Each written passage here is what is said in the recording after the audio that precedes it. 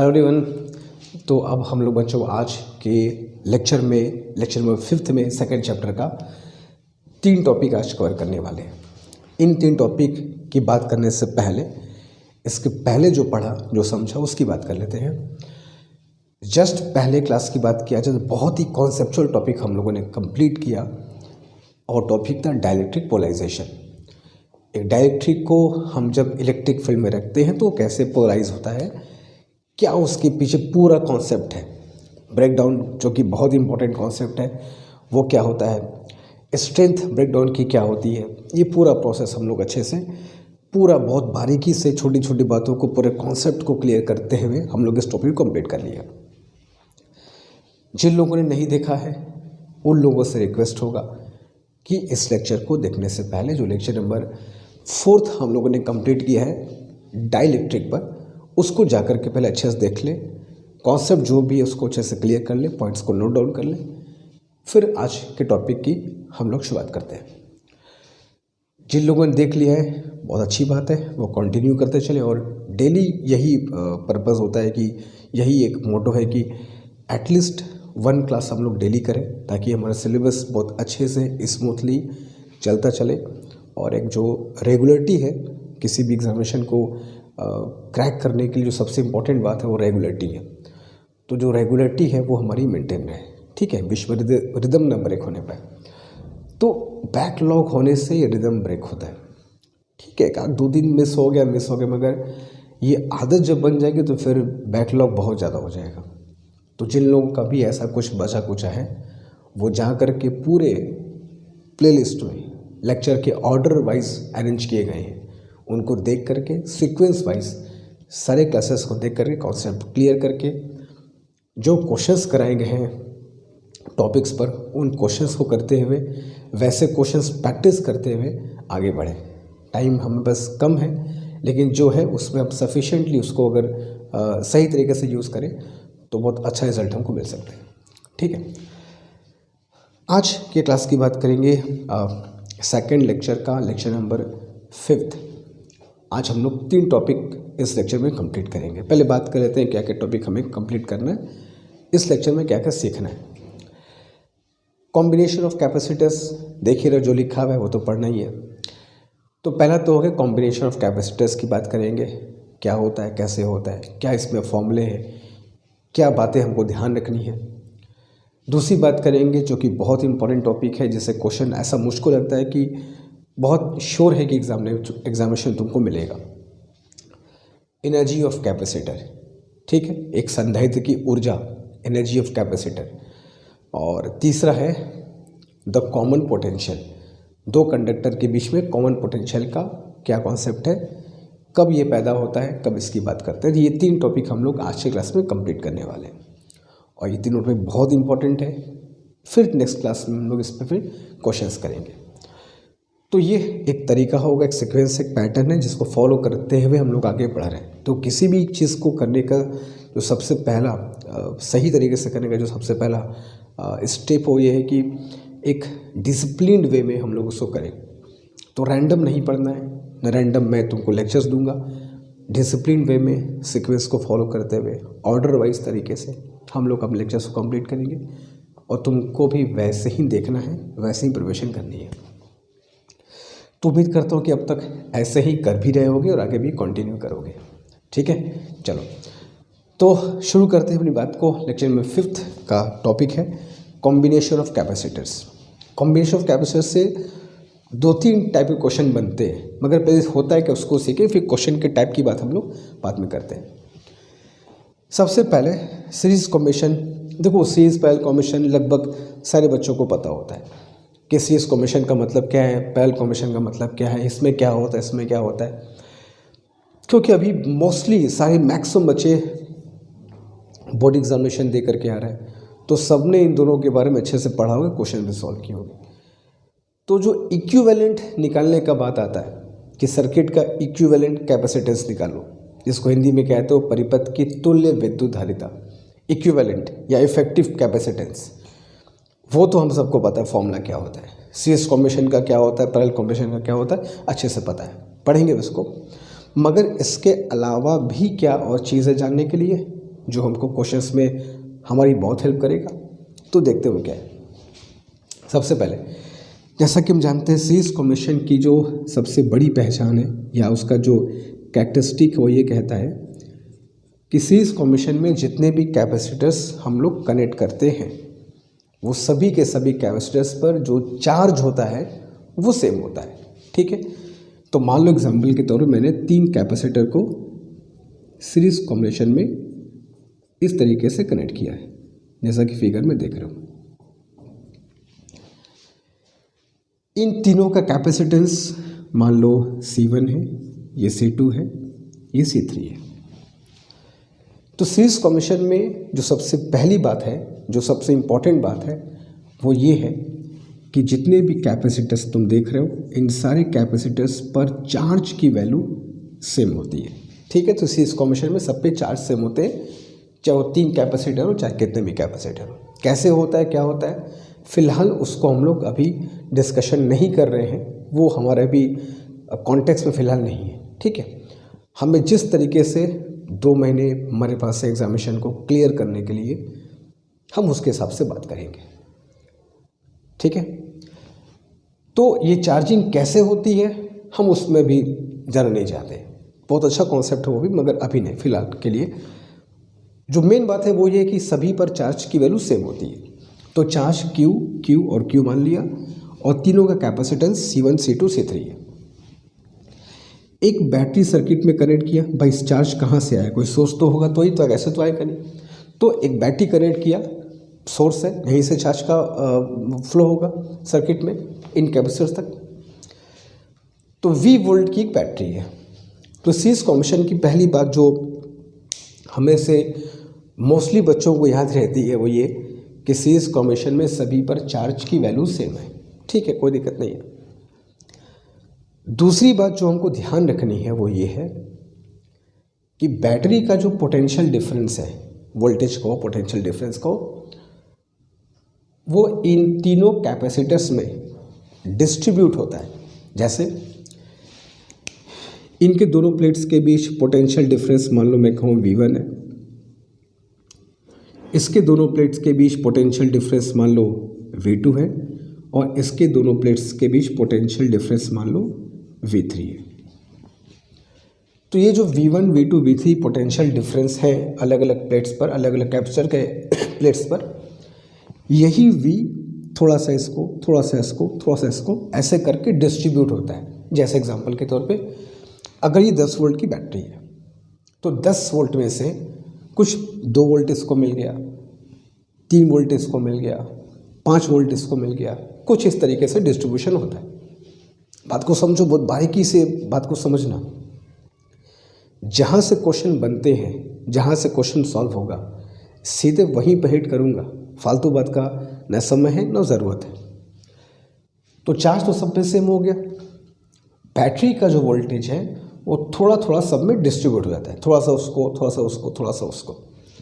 और जब भी इन तीनों वैल्यूज़ को हम ऐड करेंगे कभी भी, तो V1 plus V2 plus V3 is equal to V के बराबर आएगा। इनका जो भी पोटेंशियल डिफरेंसेस है, वोल्टेज है, इनको जब ऐड करोगे तो वो इस बैटरी के वोल्टेज के बराबर हमको मिलेगा। इस बात को ध्यान रखना।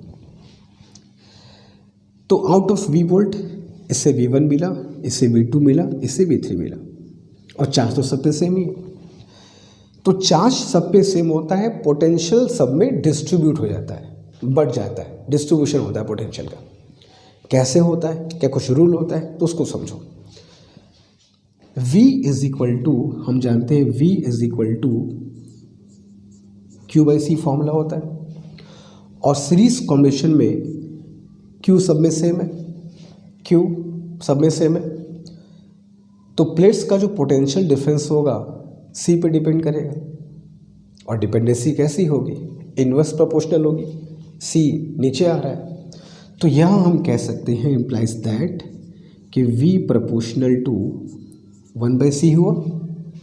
V प्रोपोर्शनल टू 1/C का मतलब ये हुआ कि जिसका कैपेसिटेंस ज़्यादा होगा उसको पोटेंशियल डिफरेंस कम मिलेगा, जिसका कैपेसिटेंस कम होगा उसको पोटेंशियल डिफरेंस ज़्यादा मिलेगा। जो इसका मतलब होता है वही बात तुमको बता रहा हूँ। तो पोटेंशियल जो बैटरी का है वो तो डिस्ट्रीब्यूट होगा, वोल्टेज डिस्ट्रीब्यूट होगा, मगर किस तरीके से डिस्ट्रीब्यूट होगा? तो इस तरीके से डिस्ट्रीब्यूट होगा कि higher the capacitance lower the potential difference and vice versa. मतलब जितना ज़्यादा विद्युत धारिता होगा, ये जो विभवांतर है उतना कम हो जाएगा, और जितना विद्युत धारिता कम होगी विभवांतर प्लेटों के बीच का उतना बढ़ जाएगा। तो वोल्टेज का डिवीज़न जो होगा, जो बंटवारा होगा, जो वोल्टेज का डिस्ट्रीब्यूशन होगा, वो कैपेसिटेंस के रिवर्स रेशो में होगा। कुछ इस तरीके से अगर मैं रेशो निकालूं तो V1:V2:V3 is equal to 1/C1:1/C2:1/C3। ये बहुत ही इंपॉर्टेंट फॉर्मूला है। इस फॉर्मूले को अच्छे से ध्यान रखना। हम लोग सर्किट क्वेश्चंस करेंगे तो ये फार्मूला हमारी बहुत हेल्प करने वाला है। स्टार लगा दे रहा हूँ इस फॉर्मूले पे। तो सीरीज कॉम्बिनेशन में जो कैपेसिटर्स पर पोटेंशियल डिफरेंस आते हैं उनका आपस में ये रिलेशन होता है, ठीक है। उनके कैपेसिटेंस के रिवर्स रेशो में वोल्टेज डिवाइड होगा, और इन सब को ऐड करोगे बैटरी के वोल्टेज के बराबर आएगा। सब पे चार्ज सेम है ये, ठीक है। ये सीरीज कॉम्बिनेशन ये कुछ बेसिक बात हो गई। और अगर इसका इक्विवेलेंट फाइंड करना हुआ, जिसको बोलते हो तुल्य विद्युत धारिता या इक्विवेलेंट कैपेसिटेंस, तो फॉर्मूला तो मुश्किल होता है, सारे बच्चों को पता होगा। इक्विवेलेंट फाइंड करने के लिए 1/C equivalent is 1/C1 plus 1/C2 plus 1/C3। तो इस फॉर्मूले से हम लोग क्या निकालते हैं? सर्किट का इक्विवेलेंट कैपेसिटेंस, जो कि बहुत बेसिक फॉर्मूला है, सारे बच्चों को पता होता है।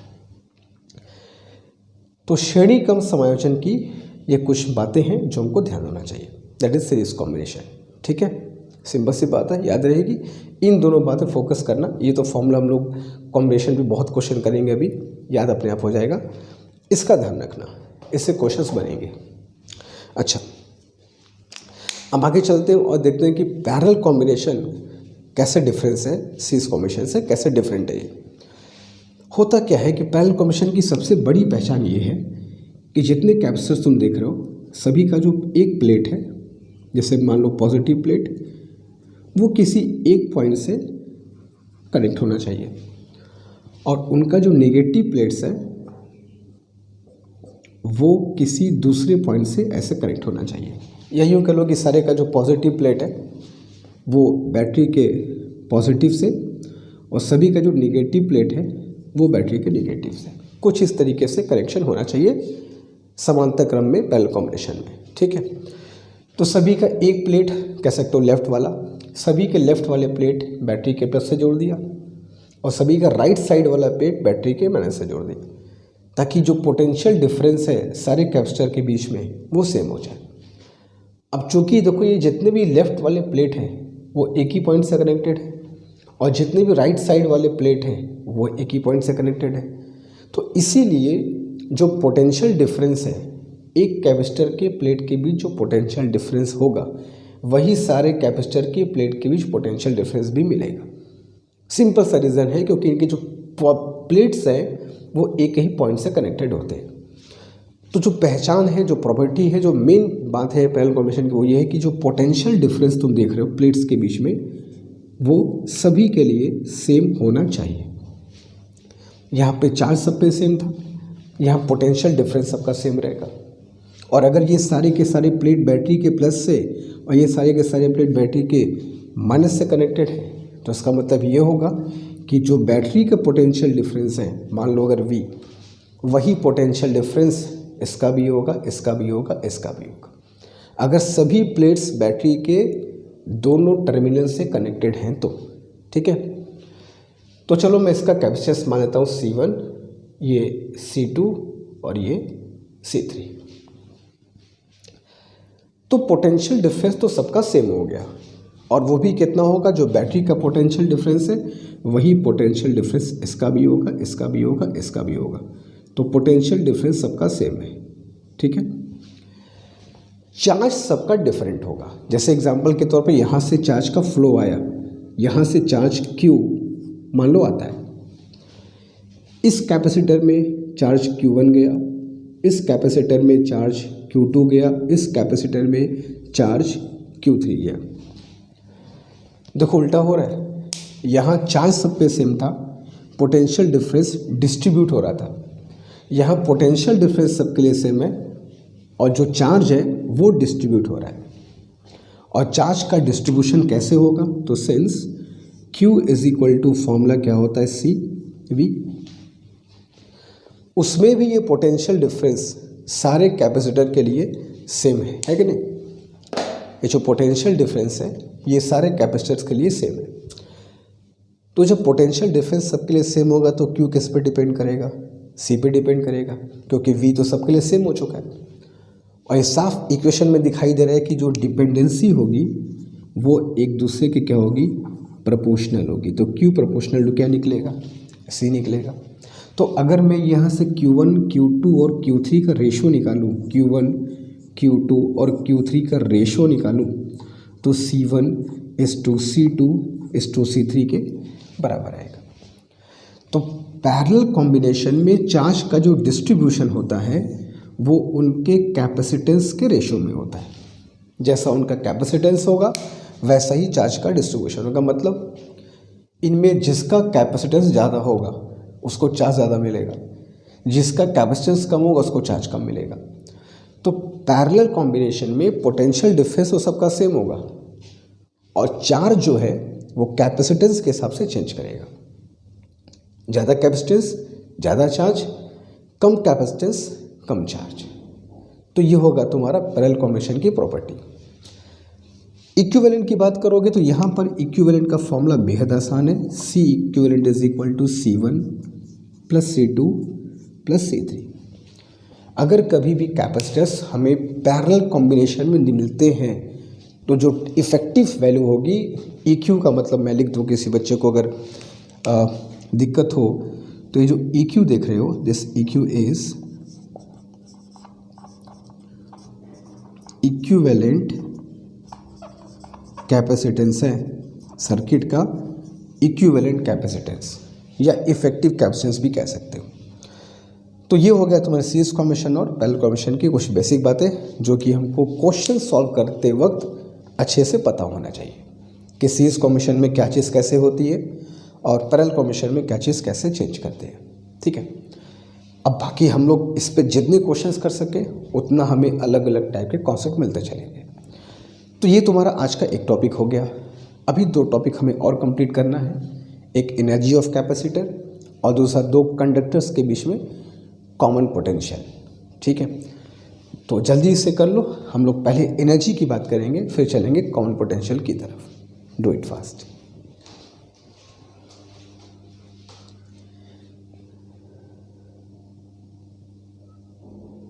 तो बच्चों बात हमें अब करनी है एनर्जी ऑफ कैपेसिटर की, कि एक कैपेसिटर में एनर्जी क्या होती है वो तो बात की बात है, एनर्जी कहाँ से आती है, क्या इसका फॉर्मूला होता है, क्या इसके पीछे पूरी कहानी है, उसको समझते हैं, फिर क्वेश्चन उस पर देखते हैं कैसे आते हैं।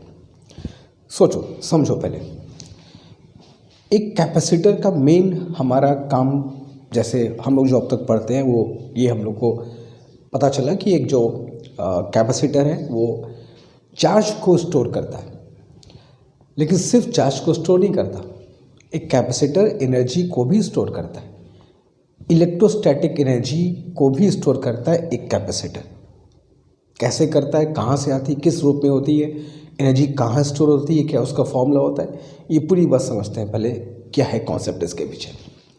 सपोज दैट एक कैपेसिटर को एक बैटरी से मैंने कनेक्ट कर दिया और सपोज ये V वोल्ट की बैटरी है, इसका कैपेसिटेंस मुझको पता है और प्लेट्स के बीच में भी एयर है, तो कैपेसिटेंस का फॉर्मूला ε0 A/d, ये हो गया इसके कैपेसिटेंस का फॉर्मूला।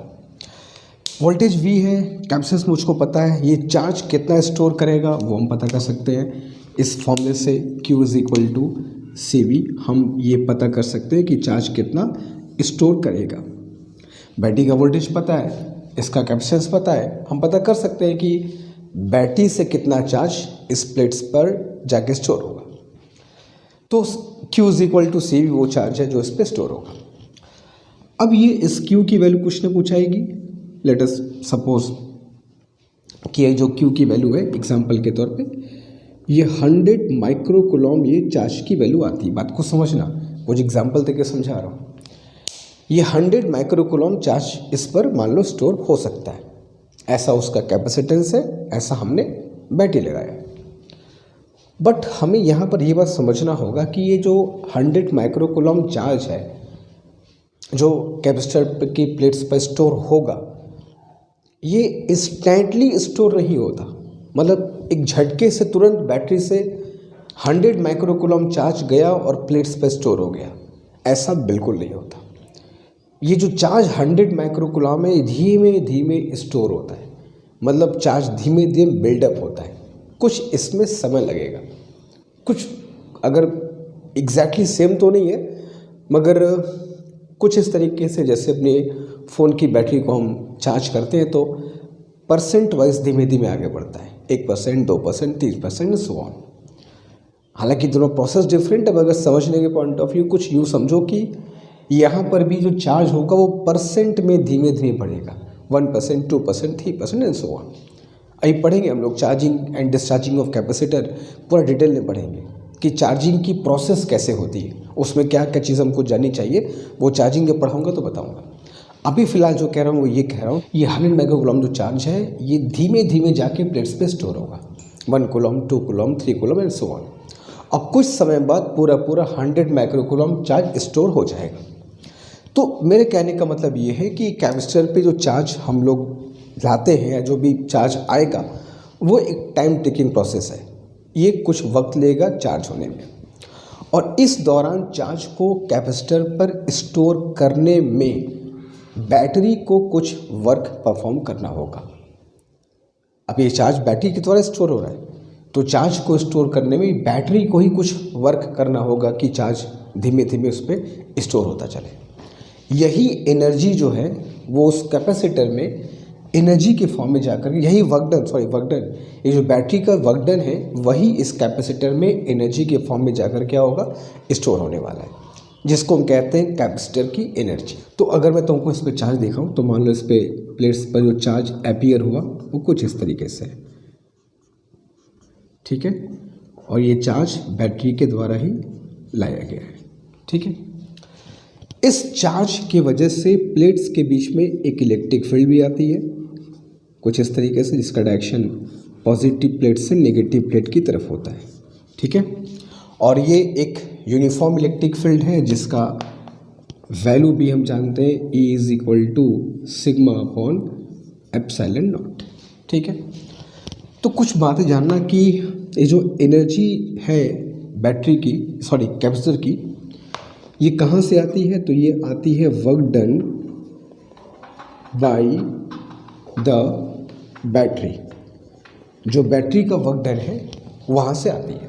जितना बैटरी वर्क डन करेगा, लेकिन यहाँ एक बात ध्यान देनी है कि बैटरी के वर्क डन से ही इस पर एनर्जी स्टोर होती है। बैटरी चार्ज को स्टोर करेगा तो वर्क डन होगा, वही वर्क डन एनर्जी के फॉर्म में स्टोर होगा। लेकिन यहाँ पर एक बात और ध्यान देने वाली है, केवल आधी वर्क डन बैटरी का जो वर्क डन होगा उसका केवल आधा ही इस कैपेसिटर में प्लेट्स के बीच में एनर्जी के फॉर्म में स्टोर होगा। तो कैपेसिटर की जो एनर्जी है वो ऑफकोर्स बैटरी के वर्क डन से आती है, लेकिन पूरा वर्क डन के बराबर नहीं होता, सिर्फ आधा ही स्टोर होता है। तो दूसरी बात जो हमको जाननी है कि एनर्जी ऑफ कैपेसिटर जो होती है, एनर्जी ऑफ कैपेसिटर जो होता है वो half of work done by the battery के बराबर होता है। बैटरी जितना वर्क करेगा केवल उसका आधा ही कैपेसिटर में एनर्जी के फॉर्म में स्टोर होगा। इस बात को ध्यान रखना। क्यों? बाकी आधा कहाँ गया? क्यों स्टोर नहीं हुआ? तो जो बाकी आधी एनर्जी है वो हीट के फॉर्म में लॉस होती है। जो ये कनेक्टिंग वायर्स देख रहे हो इसमें हीट के फॉर्म में लॉस्ट होता है। एकदम क्लियर कट कॉन्सेप्ट है, इसको एक फैक्ट के तौर पे याद रखना। बैटरी जितना वर्क डन करेगा केवल आधा ही कैपेसिटर में एनर्जी के फॉर्म में स्टोर होगा और रिमेनिंग आधा पार्ट हीट के फॉर्म में लॉस्ट होगा। अच्छा, ये एनर्जी किस फॉर्म में स्टोर होती है? तो ये एनर्जी स्टोर होती है in the form of electric field. ये एनर्जी कैपेसिटर की प्लेट्स के बीच में जो इलेक्ट्रिक फील्ड देख रहे हो, ये इलेक्ट्रिक फील्ड के फॉर्म में स्टोर होती है। ठीक है, इसमें एक बात मैं और लिख दे रहा हूँ, याद रखना कि चार्जिंग, जो कैपेसिटर की चार्जिंग है, charging of capacitor is a time taking process. ये इंस्टेंट प्रोसेस नहीं होता है कि बस बैटरी कनेक्ट किया और पूरा का पूरा 100 माइक्रोकूलम चार्ज निकला और जाके प्लेट्स पर बैठ गया, ऐसा नहीं है। ये टाइम टेकिंग प्रोसेस है। चार्ज धीमे धीमे बिल्डअप होते हैं, परसेंट वाइज आगे बढ़ेगा और कुछ देर बाद तुम्हारा कैपेसिटर चार्ज हो जाएगा। हालांकि इसमें बहुत कहानी है, वो जो चार्जिंग पढ़ाऊंगा वो डिस्कस करेंगे। तो ये कुछ पॉइंट्स याद रखना, जब कैपेसिटर को हम चार्ज करते हैं तो उसके हिसाब से क्या बदलाव होता है। ठीक है, चलो अब इसका फॉर्मूला क्या होगा। तो इसका फॉर्मूला जो होगा, सबसे पहले वर्क डन बाई बैटरी की बात किया जाए, क्योंकि तुमको मैंने बताया कि जो वर्क डन बाई बैटरी होती है उसका पूरा पूरा एनर्जी के फॉर्म में स्टोर नहीं होता, केवल आधा ही स्टोर होता है। तो वर्क डन बाई बैटरी अगर निकाला जाए तो वर्क डन बाई बैटरी का फॉर्मूला होता है Q इंटू वी। बैटरी इतना वर्क डन करेगा चार्ज को स्टोर करने में, इतना ध्यान रखना। अगर Q चार्ज स्टोर करना है V वोल्ट की बैटरी के द्वारा, तो बैटरी जो वर्क डन करेगा उसका फॉर्मूला होगा Q इंटू वी। लेकिन ये पूरा पूरा स्टोर तो होगा नहीं, रिलेशन क्या बताया कि इसका आधा स्टोर होगा। तो अगर एनर्जी ऑफ कैपेसिटर की बात करूँ मैं, कि एनर्जी ऑफ कैपेसिटर की बात करूँ तो ठीक इसका आधा कर देना है। तो U is equal to half of QV, या दूसरा फॉर्मूला हाफ CV स्क्वायर, या तीसरा formula half Q square by C। ये कैपेसिटर के एनर्जी के 3 फॉर्मूले होते हैं जो हमको अच्छे से याद रखने हैं। कोई भी फॉर्मूला क्वेश्चन के हिसाब से यूज़ हम लोग कर सकते हैं, जैसा क्वेश्चन होगा वैसा फॉर्मूला यूज़ करेंगे। बट ये वाला जो फॉर्मूला है हाफ CV स्क्वायर, इसका हम लोग ज़्यादा यूज़ करते हैं, वैसे यूज़ किसी का भी कर सकते हैं। ठीक है, तो ये बैटरी का वर्क डन है और ये एनर्जी ऑफ कैपेसिटर है। दोनों में फ़र्क है, इस बात को ध्यान रखना। बैटरी 10 जूल वर्क करेगा तो 5 जूल स्टोर होगा एनर्जी के फॉर्म में।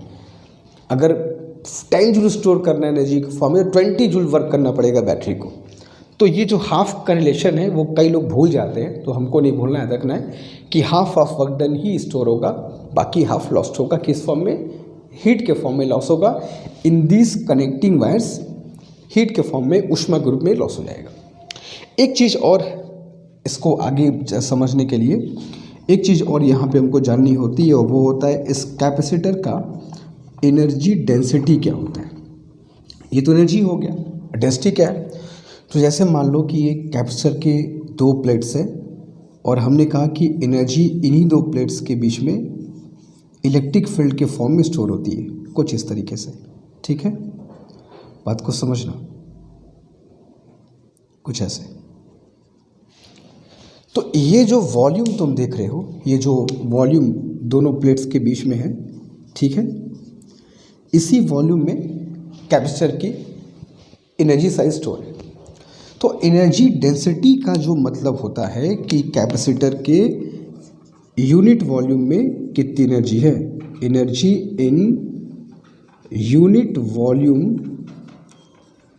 ऑफ कैपेसिटर, कैपेसिटर के एकांक आयतन में कितनी संचित ऊर्जा है या उसके यूनिट वॉल्यूम में कितनी एनर्जी है। तो इसका जो फॉर्मूला हम लोग यूज़ करते हैं वो फॉर्मूला देखो ये होता है 1/2 epsilon not into A square. कैसे आया?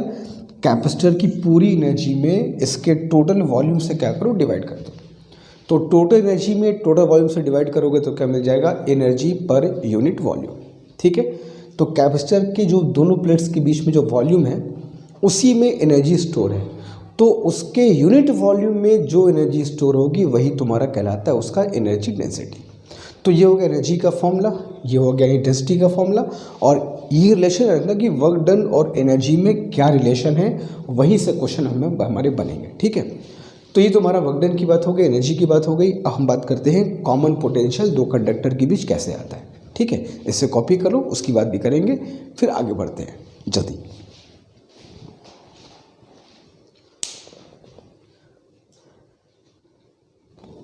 चलो एक ये भी कॉन्सेप्ट है, इसको भी समझ लिया जाए, यहाँ से क्वेश्चन भी बनते हैं।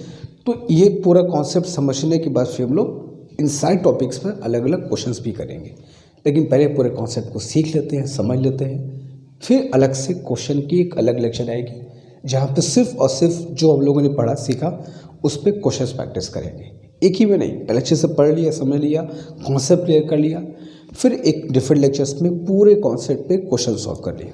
इस तरीके से हम लोग प्रिपरेशन करते चलेंगे। तो अब कॉन पोटेंशियल का मतलब क्या होता है कि मान लो दो कंडक्टर है, ठीक है, दो कंडक्टर लिया मैंने। जैसे कि हम जानते हैं कंडक्टर का जो कैपेसिटेंस होता है वो उनके शेप और साइज पे डिपेंड करता है, ज्योमेट्री पे डिपेंड करता है।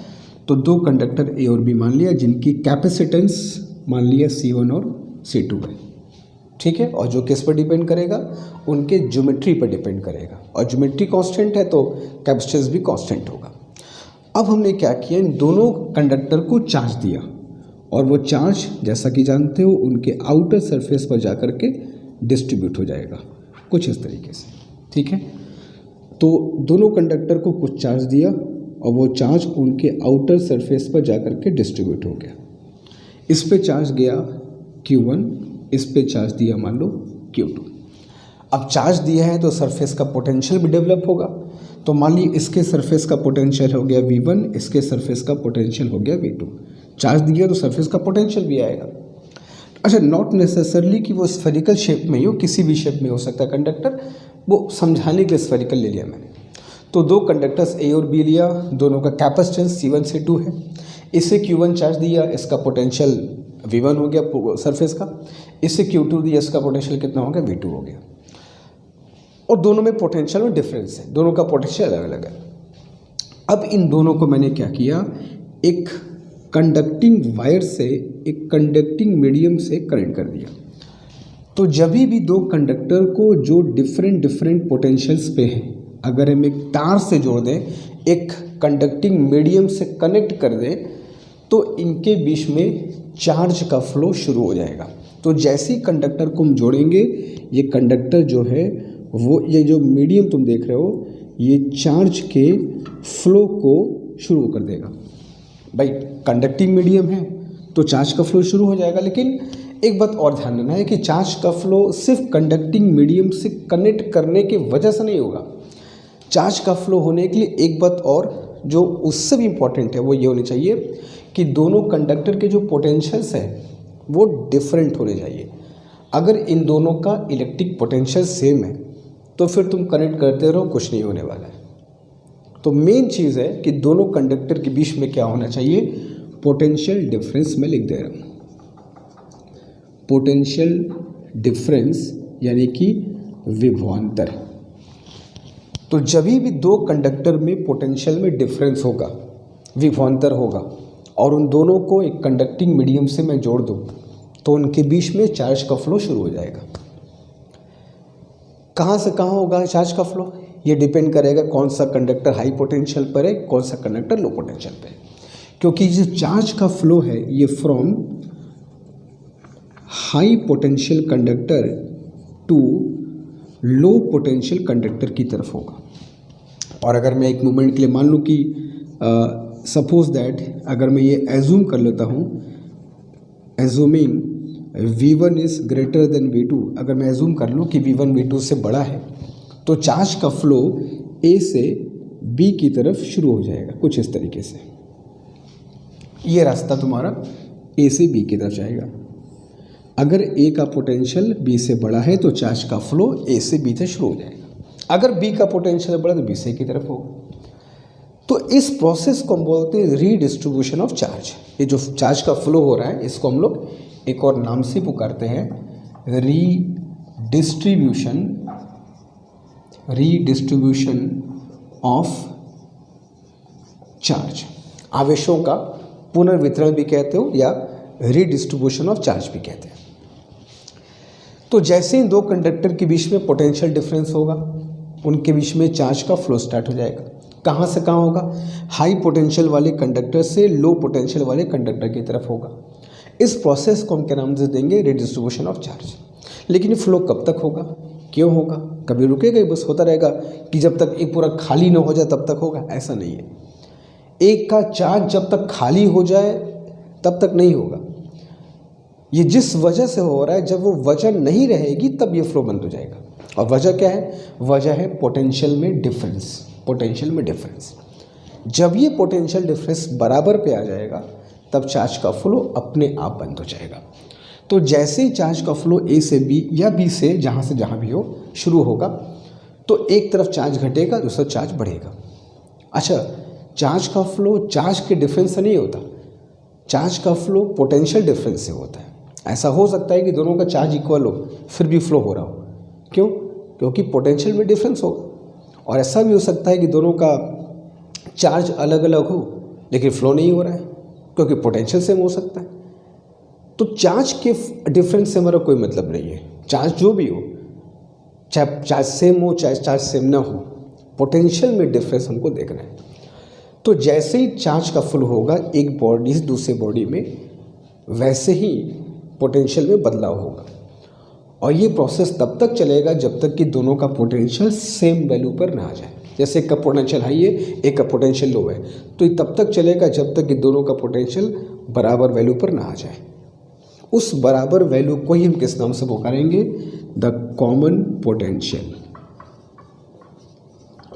जिसको हिंदी अगर मैं, जो हिंदी भाषी के बच्चे अगर मैं लिख दूं, तो इसको उभयनिष्ठ विभव के नाम से हम लोग पुकारेंगे हिंदी में। इंग्लिश में कहेंगे द कॉमन पोटेंशियल। ये पोटेंशियल दोनों में जाहिर सी बात है कॉमन, इसलिए कौन बोल रहे हैं? घनिष्ठ है। अब अच्छा, इसमें याद रखना कि चार्ज का लॉस नहीं हो रहा है, बस चार्ज एक जगह से निकल के दूसरे जगह जा रहा है। तो मान लो यहाँ से यहाँ पर गया और यहाँ का चार्ज क्या हो गया? Q1 डैश, और यहाँ का चार्ज क्या हो गया? Q2 डैश, और दोनों का पोटेंशियल हो गया VC। कौन पोटेंशियल? VC। तो चार्ज में कोई लॉस नहीं होगा। यहाँ का चार्ज Q1 है, कुछ अगर 10-20 कूलम यहाँ से कम हुआ तो 10-20 कूलम यहाँ बढ़ेगा, तो लॉस तो नहीं होगा कि बीच में लॉस हो गया। तो चार्ज का लॉस नहीं होता है, चार्ज इज कंजर्व्ड। ठीक है, ये कुछ ऐसी बात भी समझ सकते हो। अगर मैं दो बॉडी को आपस में कनेक्ट करूं, जो एक गर्म है और एक ठंडी है, तो एक गर्म बॉडी को ठंडी बॉडी से अगर मैं कनेक्ट करूं तो क्या होगा? गर्म बॉडी का मतलब कि इसका टेम्परेचर हाई है, ठंडी बॉडी का इसका टेम्परेचर लो है। तो जब एक गर्म बॉडी को ठंडी बॉडी से टच करोगे तो क्या होगा? हीट का फ्लो होगा। चार्ज का फ्लो जैसे हीट का फ्लो। तो हीट का फ्लो कब तक हो और कहाँ से कहाँ होगा? High temperature to low temperature. वैसे ही चार्ज का फ्लो भी high potential to low potential. ये हीट का फ्लो कब रुकेगा? जब दोनों का टेम्परेचर बराबर हो जाए, जब दोनों इक्वली गर्म हो जाए। तो वैसे ही यहाँ पर जब दोनों का पोटेंशियल सेम होगा, चार्ज का फ्लो बंद हो जाएगा। और अगर पहले से ही पोटेंशियल सेम, चार्ज का फ्लो ही नहीं होगा।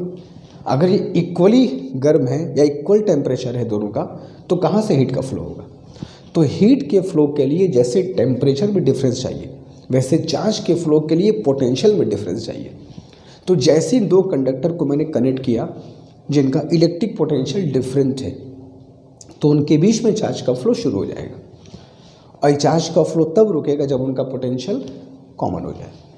ठीक है, इस पोटेंशियल को हम बोलते हैं कॉमन पोटेंशियल, जिसका फॉर्मूला होगा VC, C stand for common, C1V1 plus C2V2 divided by C1 plus C2।